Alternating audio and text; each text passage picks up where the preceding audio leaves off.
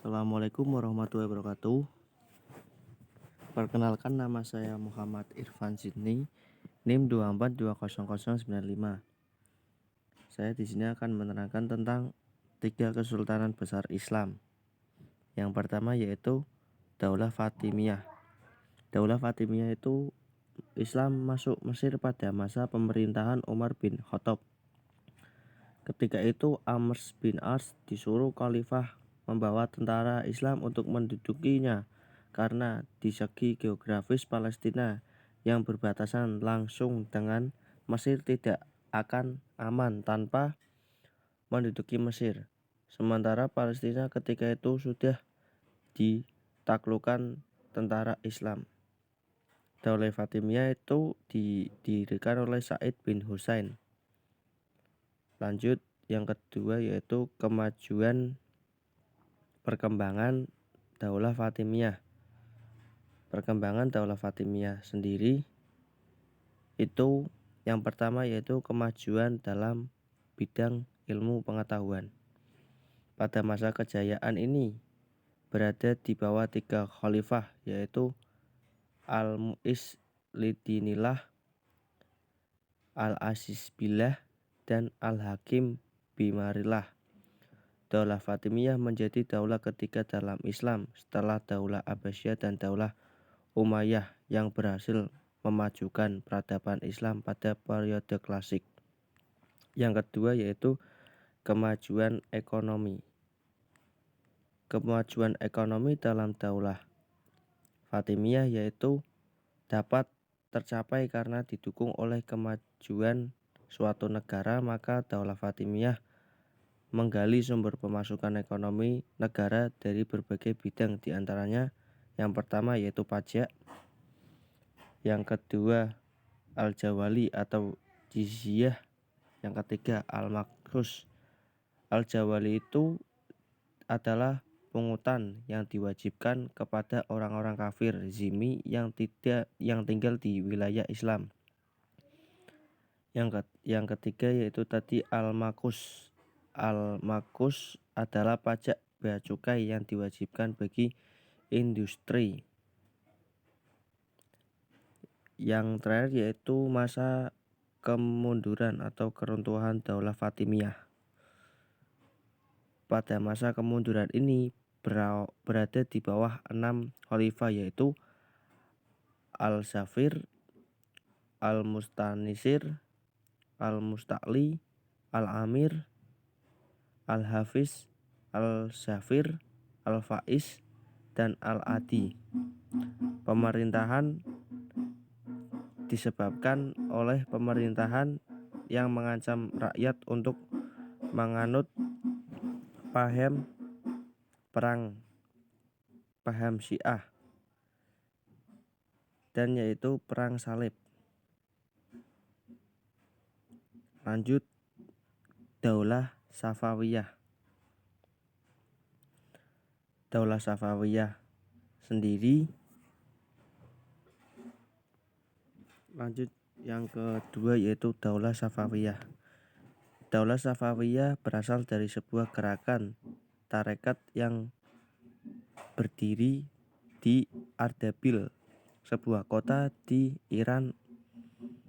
Oleh sebab itu, daulah ini dapat dianggap sebagai peletak pertama dasar terbentuknya negara Iran sekarang. Tarekat ini diberi nama Tarekat Safawiyah, didirikan pada waktu yang hampir bersamaan dengan Daulah Turki Utsmani di Asia Kecil. Nama Safawiyah diambil dari nama pendirinya yaitu Safi al-Din. Nama tersebut tetap dipertahankan sebagai tarekat ini berubah menjadi gerakan politik, bahkan menjadi nama bagi daulat yang mereka dirikan yaitu Daulah Safawiyah. Safi al-Din adalah seorang yang kaya dan memiliki sufi sebagai jalan hidupnya. Ia keturunan Imam Syiah yang keenam, Musa al-Hashim.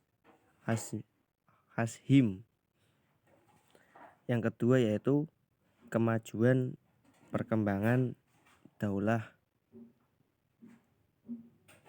Safawiyah. Yang pertama, kemajuan bidang ilmu pengetahuan. Kemajuan bidang ilmu pengetahuan Daulah Safawiyah itu selama Daulah Safawiyah berkuasa di Persia di sekitar abad ke-16 dan 17 Masehi, masa kemajuan hanya ada di tangan dua sultan, yaitu Ismail dengan puncak kejayaan pada Sultan Shah Abbasiyah. Yang kedua yaitu kemajuan dalam perekonomian.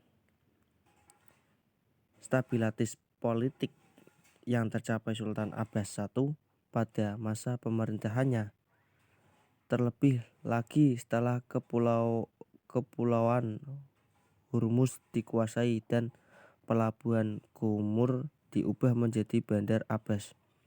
Dengan dikuasainya bandar tersebut, maka sumber pendapatan negara dari aktivitas ekspor dan impor menjadi meningkat.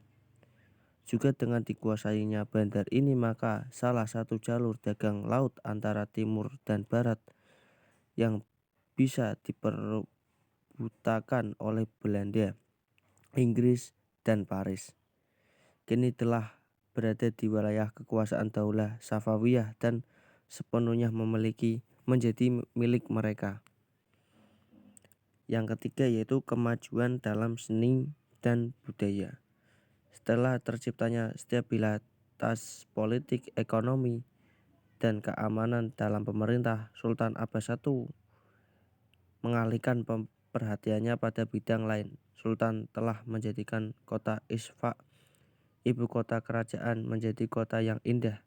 Di kota tersebut berdiri bangunan-bangunan besar lain indah, masjid-masjid, rumah-rumah sakit, sekolah-sekolah, jembatan. Dan di bidang seni nampak pada gaya arsitektur bangunan-bangunannya juga dapat dilihat pada kerajinan tangan, keramik, karpet, permadani, pakaian, dan tenunan. Yang ketiga yaitu masa keruntuhan.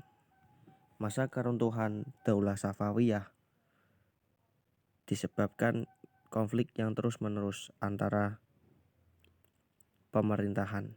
Yang kedua yaitu lemahnya sultan yang diangkat.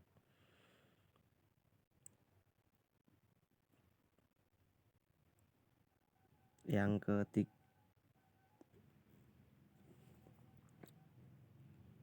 lanjut, yang kedua lemahnya sultan yang diangkat, sehingga mereka tidak dapat mempertahankan kekuasaan yang diwarisinya, apalagi memperluas. Dan sebaliknya, yang terjadi adalah konflik internal antara orang-orang istana yang memperebutkan kekuasaan.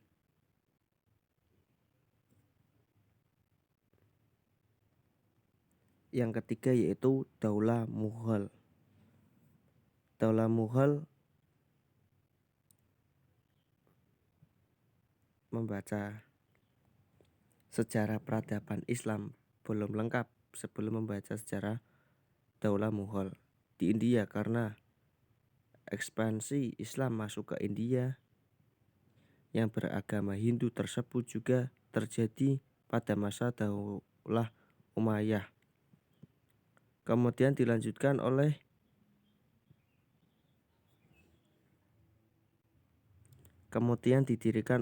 Zahruddin Babur. Lanjut yaitu yang kedua, masa perkembangan Daulah Mughal. Yang pertama yaitu memperluas wilayah. Yang kedua, kemajuan ekonomi. Daulah Mughal dapat melaksanakan kemajuan di bidang ekonomi lewat pertanian, pertambangan, dan perdagangan. Di sektor pertanian, hubungan komunikasi antara petani dengan pemerintah diatur dengan baik. Yang ketiga yaitu kemajuan seni budaya. Kemajuan seni budaya berdampak baik bagi kemajuan di bidang seni budaya karena seni yang menonjol adalah karya sastra gumbahan para penyair istana, baik yang berbahasa Persia maupun berbahasa India. Sekian